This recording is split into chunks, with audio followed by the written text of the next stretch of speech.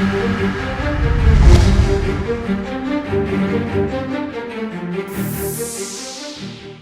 guys, this is Reinhart and this video is gonna be about the keybinds. The very first thing I'm gonna tell you, like I told in my other previous video that was about a year and a half ago or year ago, that there is no such thing as hey guys, we have a baby. It's a boy. It's a keybinder baby. Hell yeah, this baby is gonna be a champion. Or it should be something, oh man, this is a boy, but man, this baby is a clicker. No good guys. Return the defect somewhere else or dump him in the dumpster. No, there's no such thing. The keybinds is something as a skill that is acquired. It's not something you've been born with. So I personally was a clicker for when I was playing Lineage because there's no point of me being a keybinder there. But once I started playing MMOs that required keybindings, you bet your ass I changed as well. I thought of making it only DK specific, but I'm actually gonna make it a little bit broader now. And the first thing I'm gonna talk about is what types of binds there is and how to move from a clicker to a keybinder, because I used to be a clicker myself before I was forced to actually become a keybinder. And I'm gonna show you how you have to move from beginner, intermediate to a professional. And then I'm gonna show you guys my Death Knight keybinds, because I'm using anywhere from 70 75 to close to 80 keybinds on my Death Knight. So let's get started with the types of binds. There are 4 different categories, what I'm actually gonna say. There are rotation binds, there are cooldown binds, there are high responsibilities, and there are also a game specific keybinds. Rotation binds are the ones who you will be using during your healing DPS rotation, and also I would actually include spawnable CC into that category as well. Do not overcomplicate it, because it doesn't actually need to be really hard or difficult by any means possible. And I usually use through 1 through 6 for my DPS rotation, plus Q, E, R, T, F, Q, and I also add the shift modifiers into it because it's easier to press. Now let's take a look at my DK binds and you guys will see what actually I'm talking about here. Alright guys, so this is my DK out here, and let me show you my actual rotation. My number 1 is a Chain of Ice. For my luck, my number 1 is Fear. Stuff that I actually use on a regular basis because Chain of Ice will have to be used quite frequently. I honestly don't understand why some DKs overcomplicated this by way too much by making a Chain of Ice like Alt 4 or a Control 6 or something. No, it's one of our best snares in the game, so we have to use it. And what's the best way to force to use it frequently? Is put it on the shortest keybind possible. Example is number 1. The same thing for the Fear, the same thing for the Cyclone for my Druid. And then I have a number 2 as a plug strike. Number 3 is usually mine like a hard hitting ability, but is also somewhat spammable. So number 3 for me in this category is Scourge Strike, or for my Necro is Corruption. For my Warrior it's, I believe, Overpower. And for number 4 I have something that actually does a lot of damage and something that actually not the easiest to pull off. So I have a Necrotic for my number 4. For my luck number 4 I have a UA. And the reason why I decided to pick that is because it makes the whole DPS very simple. Now you'll also use Razor Naga, and for those who doesn't have it, don't pay attention to it, but for those who do have it, I want to show you a few things too. For Razor Naga, and 1 and 2 and 3 is also a part of my rotation. And 1 is Death Coil, and 2 is a Festering Strike out here, and 3 is actually my Death Strike. Stuff that actually part of my rotation. So for those who doesn't have a Razor Naga, you can live without it, but it also provides a pretty good benefit. So let's get started here. So I'm gonna Chain of Ice, Plug Strike, Festering Strike, Scourge Strike, and then Shift 4 is my modifier Blood Boil that actually helps me with the DPS too. And it only stands for a Shift 4. The reason why I picked the Shift is because it's probably one of the best modifiers in the game, because it's so easy for you to click it. While your hand is on WASD, your pinky is always usually sit somewhere between Shift and Control, but Shift is usually a natural, easy way for you to reach it and to press it, and that's the reason why I decided to pick Shift over everything else. Okay, so for the cooldowns, here's my rationalization here, guys. If the ability, for example a Death Pact, I can only use it once every 2 minutes, so why would I bind something that is really hard to, really easy to reach on an ability that I'm gonna not use as frequently? So for those abilities, I usually put it somewhere where it's not much, but harder to reach. For example, if 1, 2, 3, 4, 5 my rotation, The cooldowns like a dash back gargoyle will be something that is harder to reach, and they usually will involve using keybinds such as G, X, H, C, V, and also the Alt or Control modifiers, because those are not the easiest to press when you're fighting somebody. Let's take a look at my decay and my lock here as an example.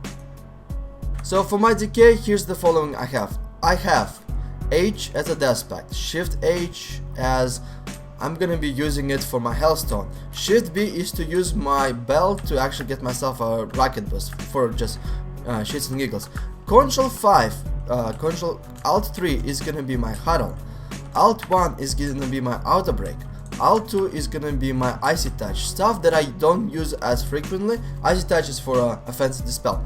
Y is gonna be my army of the dead. Control B is gonna be raise the dead. Control R is gonna be, for example, to raise the ally. And same as for the mouse buttons, like mouse button 1 or 2, the ones that kinda relatively harder to reach on your mouse, those are also cooldowns. And the reason I put them, like I said, is because I'm gonna be pressing them less frequently as other abilities. So the same thing kinda applies for my Warlock as well. My number 1 is Fear, my number 2 is Agony, Corruption, UA, number 5 is Hunt, and then let's take a look at the cooldowns. T is my Sacrificial Pact, H is my Dark Regeneration, Shift H is my Hellstone again, and the same thing continues over here. F4, Shift F4 for example is Summon the Infernals, but it's a cooldown, so I don't have to use it as often as I need to. For example, N is actually for me to summon my Demon, and N is relatively easy to reach, but it's not gonna be as easy, or it's not gonna be worth it to use it as a rotation, but it's definitely a good cooldown bind, so to say. So for the responsibility, we have something that requires a really quick instantaneous response. For example, interrupts, instant CCs on a low cooldown, abilities that are based around countering the enemy. So for those abilities, put them on somewhere that is very easy to reach. For example, you're not gonna put M or N or Y or J as your freaking mind freeze, because it just does not make any sense to me. Mind freeze needs to be get off like this, very fast, very quickly, very efficient. So for me it's E and R, but let's take a look at my lock and the decay for that perspective. So for my lock, my E is my interrupt, for example here it's my spell lock, and Shift E is a modifier to actual spell lock the freaking my focus target. And another one, my N5 is a Death Coil, and it could be a Shadow Fury or a Howl, and it's on my Naga, and the reason I put it there because N5 is a very easy to reach, and yeah, I kinda need to use that very fast and very effectively. And my number 1, again the Fear, is a CC, and because it's instant right now, it could be used to counter the enemies very fast, but regardless of it, it's a number 1. So for that, for the high responsibilities for my lock, now let's take a look at my decay. So for my decay, I have a E as a mind freeze, R as a death grip, and I have a T as a lip, and number 5 as my pet stun. And the reason why I put all those there is because those are very easy to use as an interrupt, with me being T is the hardest, is the kind of hardest one of those to use, and that's why it's a little bit furthest. And number 5 is because I tried different ones, number locks for my pet stun, and I actually was pretty satisfied with number 5 as my emergency stun for pet. And because pet's response to a stun right now is nearly instantaneously, I moved it actually to the ones that are closer to reach. So for the game specific World of Warcraft, for example, it is something that you have to be using like in arena player 1, 2, 3, or for a mouse over or assist for any other games.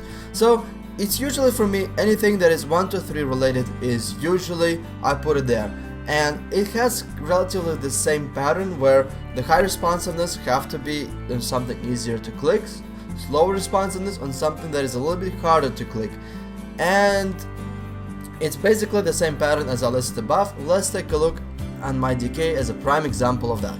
So for the decay, let's take a look at this one bar outside, specifically designed. So I have a number 7, 8, 9 on my Razor Naga to actually focus arena player 1, 2, 3.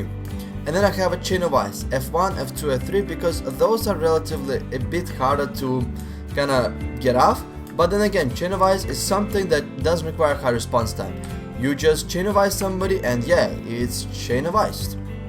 And then the last one I have is Control 1, 2, 3, which is a relatively easier to get, and it's gonna be my death grip, and it's mostly gonna be not as an interrupt, but because we have a 4-set bonus that lets us discrete twice, it's really good. It's a really good idea for maybe peeling a double melee cleave with a double death grips or something like that. So that's why I put it Control 1, 2, 3, which requires medium responsiveness. But now let's take a look at this. Shift 1, Shift 2, and Shift 3. Something that is very easy to get off, and it also has to do with something like 1, 2, 3. And this is my Dark Simulacrum as arena player 1, 2, and 3. And if I see that polymorph that the mage is casting from my UI out here, you bet your ass I need a quick response for it to put a Dark Simulacrum on that mage and try to copy it. And this is the reason why I have Shift 1, Shift 2, and Shift 3. Now let's take a look at the learning curve in general. For the beginner, what I would suggest you use your abilities 1 through 6, Q, E, R, T, F, with a shift modifier on those abilities. It's very easy to get off. You don't have to break your fingers, and it's something that it has to be done there, something that has to be out there right away. Another one that I actually forgot is a squiggle button, and it usually stands for my trinket. It's just kind of like my emergency, oh I gotta use it right away type of button. So for the intermediate, once you master those keybinds, go forth with a T, G, Y, H, because those are harder to reach. Also Z, X, C, V, F1, F2, F3, Control 1 through 6, Alt 1 through 6, because those are a little bit of a higher to reach modifiers. And now for the advanced guys, what you need to do is you need to use U, J, B, those are the hardest one to reach, F4, Shift F1, 2, 3, 4, Control E, R, T, Shift B, Shift G, Shift T, Shift Y, and also Alt A, S, D, F. And let me show you an example out here. And let's take a look at the last one. I'll show you my DK keybinds in and out. Okay, so last but not least, let's get started. B is my death advance, the one that alright, well, let's take a look here. 2 Plague Strike, 3 Scorch Strike, 4 Necrotics, and then N2, Shift 4, N3, Alt 2 for my Icy Touch, the one I'm not going to be using as often. Then let's take a look here. Control E is my assist, Control F is my focus chains, Z is my switch stances, Control 5 is my basically put a frenzy on the healer, and then they have G as dark transformation, with a Shift G actually the one to get rid of any like beneficial effects that you can cancel, like for example Bob or Leechborn, stuff that you actually don't need once you get topped off or something like that. Shift N, for example, N is my cloak. It's something that I'm not going to be using as often. Shift B is my rocket boots, and then Shift N is my path of frost. And let's take a look here. I have Alt W is to drink my enhanced strength stuff. Alt 4 is my Hornet Winter. It's something that I relatively don't really have to click that often, but I still need to use it. For example, N12 on my Razor Naga is actually to swap weapons, as you guys can see. And let's take a look at my luck for ASD, Alt ASD, holy shit. So for my luck out here, the prime example is, for example, Alt A, create a Hellstone. Alt A, Alt S, create a Soulstone. And it should be somewhere here. Alt Z is to create an Eye of Kilrow. Alt F is to give myself a water breathing, and for some reason my Soulstone got unbinded for some reason. There it is. So the stuff that it's good to use, but because you're not going to be using it very rarely, that's why they're on something that are probably keybind, something very not going to be using as often, or something I don't like to use. For example, Alt F. Who the hell would want to bind something on the Alt F like cast a UA? Can you imagine how uncomfortable that would be? So that's the example of my keybinds, guys. I hope you liked this video. If it helped you, please give me a like, because it actually helps me out a lot. Show your friends, because they probably can use and benefit from this video as well. Now the next videos I'm gonna be working on is the in-depth Necromancer guide for Guild Wars 2, and I'm probably gonna be coming back with more WoW footage for you guys as well. So thank you for watching, guys, and до свидания.